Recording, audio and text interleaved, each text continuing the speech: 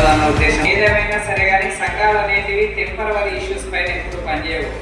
సంఘం ఎప్పుడైనా సరే ఏంటంటే సుడిగాలి లాగా వాతావరణం అనేది ఉంటుంది. సంఘం యొక్క ఆలోచనలు దీర్ఘకాలికంగా ఒక ప్రధానమైనటువంటి 1, 2, 3 అంశాల మీదుగా ఉండి వాటి కోసం మనం లైఫ్ టైం అచీవ్మెంట్ లాగా పోరాటం చేయడానికి కొన్ని కాజులు పెట్టుకోవాలి. మిగిలిన సమస్యలు అనేవి ఏంటంటే ఎట్లా వాటితోటి పెద్ద ఉపయోగం ఉంటుంది ఉండదు. సో అది ఎట్లా కొన్ని ప్రభుత్వం బాధ్యత ఉంటుంది, అది ప్రభుత్వమే చేయాల్సి వస్తుంది వచ్చినట్టు. ఉదాహరణకి చాలామందికి ఇప్పుడు సదరన్ కార్డు నుంచి యూడిఐ కార్డు వచ్చింది. అది అవేర్నెస్ కలిగించాల్సింది గవర్నమెంట్ అవసరం. అది కాబట్టి అది గవర్నమెంట్ చేస్తుంది. దానికోసం మనం పెద్దగా అవగాహన చేసుకుంటే సరిపోతుంది కానీ వాటి కోసం పోరాటాలు అవసరం లేదు. అట్లే చాలా ఈ విషయాలు ఉంటాయి. ఇప్పుడు ఉదాహరణకు పెన్షన్ ఉన్నది, అదొక దీర్ఘకాలికమైనటువంటి అంశం, ఎందుకంటే అది ఆత్మగౌరవానికి సంబంధించినటువంటి అంశం.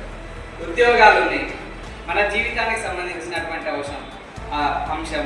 ఉపాధి లేకపోతే రాజకీయాల్లో మనకు వాటా అంటాం, అది దీర్ఘకాలికమైనటువంటి అంశం. కాబట్టి సంఘాలు కానీ ముఖ్య సంఘ నాయకులు కానీ మనం కాంటెంపరీ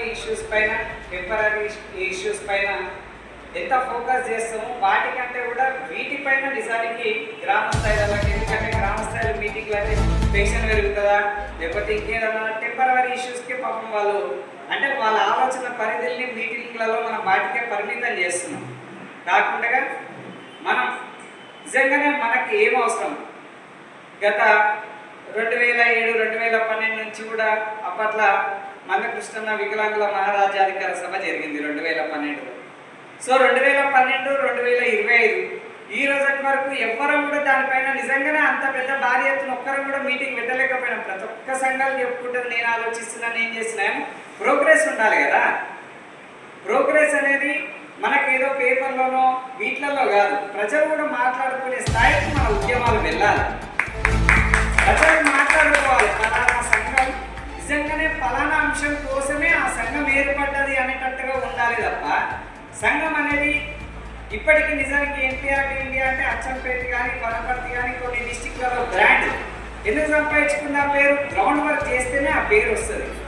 సో కాబట్టి నా ఒపీనియన్ ప్రకారం ప్రతి ఒక్కరం కూడా మన గురించి కొంత ఆలోచించి నెక్స్ట్ జనరేషన్ గురించి ఎక్కువ ఆలోచించడం మనం అలవర్చుకోవాలి.